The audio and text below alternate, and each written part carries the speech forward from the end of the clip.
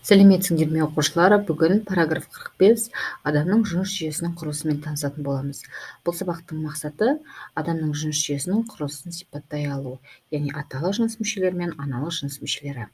Ең бірінші біз көбею деген терминге анықтама береміз. Ол дегеніміз тірі ағзаларға тән, барлық тірі ағзаға тән болып келеді, және көбею ол түрдің тіршілігін жалғастыратын, сақтап қалатын физиологиялық үдерістердің жиынтығы.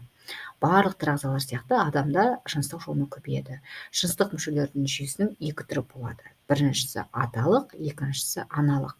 Осы екеуі жыныс бездерінен жыныс жасушалары түзеді, және аталық және аналық жыныс жасушаларының қосылуынан дүниеге жаңадан ұрпақ келеді. Аталық жыныс мүшелерін біз екіге бөлеміз. Яғни біріншісі сыртқы, екіншісі ішкі мүшелер деп бөлінеді. Сыртқы аталық мүшелеріне ұма және жыныстық мүше жатады. Ол үшін мына жердегі суретке қараңыздар. Осы суретте барлығы көрсетіліп тұр. Яғни біріншісінде қуық, екіншісі зәр шығару өзегі, үшіншісі ен, кейде оны біз аталық без дейміз, төртіншісі ұма, бесіншісі шәует шығаратын түтік, алтыншы қуық асты без, жетінші ұрықтық көпіршік. Енді ішкі аталық жыныс мүшелеріне аталық бездер, оның қосалқы бөліктері, яғни шәует шығаратын түтікті, ұрықтық көпіршіктер мен қуық асты безін жатқызамыз. Енді аталық безге тоқталсақ, аталық без, және ен деп айтып кеттім, ол екеу болады. Оның салмағы 15-30 грамм және мөлшері 4-6 сантиметрді құрайды. Аталық бездер терлік қалта ұманың ішінде орналасқан. Ұманың ішкі қуысының бір бөлігі болып саналады. Ұрықтық даму кезінде ұма құрсақ қуысында жатады. Жыныс бездері өзекшелер арқылы ұманың қуысына түскен соң, ондағы дәнекер ұлпасымен тұтасып кетеді.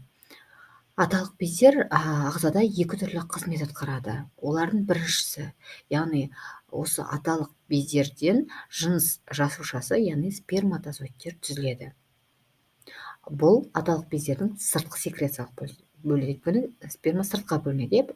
Ал екіншіден аталық бездерден жыныс гормондары бөлінеді, яғни тестостерон, яғни ол ішке бөлінеді. Сондықтан да біз аталық бездерін, яғни жыныс бездерін аралас бездерге жатқызамыз, яғни сыртқа да, яғни ішке де бөлетіндіктен.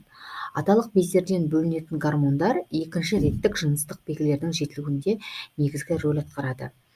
Біз енді осы жаңағы жыныс жүйесінің екінші реттік белгілері туралы келесі тақырыпта айтатын боламын тағы да. Және осы ер балаларда жыныс гормондарының бөлінуіне байланысты түрлі ерекшеліктер пайда болады. Мысал ретінде, өздеріңіз мысалы мектеп оқушысыздар, жасөспірімдерде көбінесе дене пішіндері өзгере бастайды, мұрттары шығады, ол балаларда дауыстары жуандайды деген сияқты. Және осы аталық жыныс мүшелерінің ауруларын емдейтін дәрігерді біз уролог, андролог деп атаймыз. Яғни түрлі жағдайлар болған кезде ауыратын осы дәрігерге қараласты. Енді келесі бұл бізде аналық жыныс мүшелері, ол да жаңағы аталықтағыдай сияқты екі топқа бөлінеді. Сыртқы деп бөлеміз және ішкі деп бөлеміз. Енді мына жердегі суретке қарап танысып алыңыздар. Бұл жерде бізде бірінші номерде қуық көрсетілген, екіншіде жатыр, үшіншіде қынап, төртіншінде жатыр түтігі, бесіншісінде аналық без көрсетілген. Яғни осыларды біз екі топқа бөліп ажыратып тастаймыз. Сыртқы аналық мүшелеріне үлкен және кіші жыныстық жапсарларды және шүртеке, яғни клиторды жатқызамыз. Ал жыныстық жапсарлар май ұлпасы мол терлі қатпарлардан тұрады. Ал ішкі аналық жыныс мүшелеріне екі аналық безді, яичниктер дейміз, жатырды, екі жатыр түтігін және қынапты жатқызамыз. Ішкі аналық жыныс мүшелерінің бәрі де кіші жамбас қуысында орналасқан болып келеді.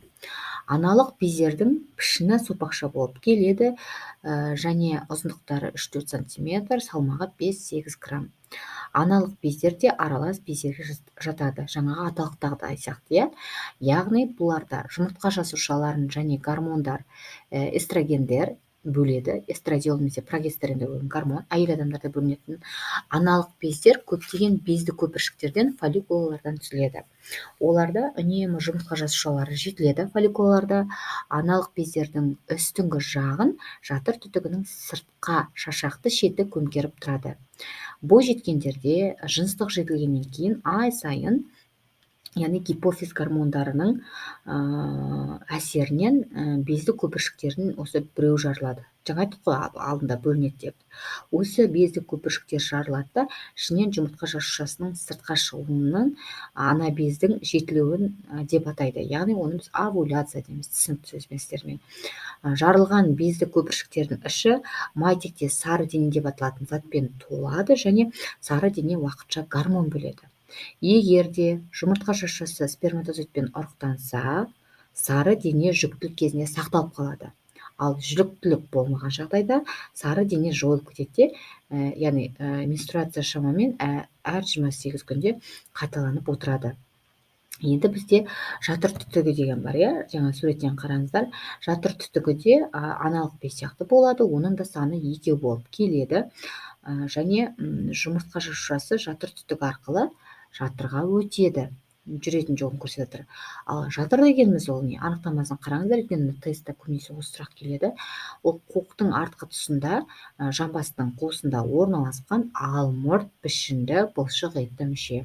Осы жердегі терминге мән беріңіздер. Алмұрт пішінді және бұлшық етті мүше деген. Және қуықтың жамбас қуысында орналасқан. Мысалы, нәресте туғанға дейін ұрық жатырда дамиды, оны барлығыңыз білесіздер. Жатырдың қабырғалары негізінен қалың бірыңғай салалы бұлшық еттен тұрады. Оның ішкі жағын ұсақ қан тамырларымен торлаған сілемейлі қабық астарлап жатады. Жатырдың төменгі жағында, яғни сыртқа ашылатын бұлшық етті түтікше, яғни қынап болады. Қынап, жатырдың, яғни қынапқа дейінгі аралығын жатыр мойны деп атаймыз.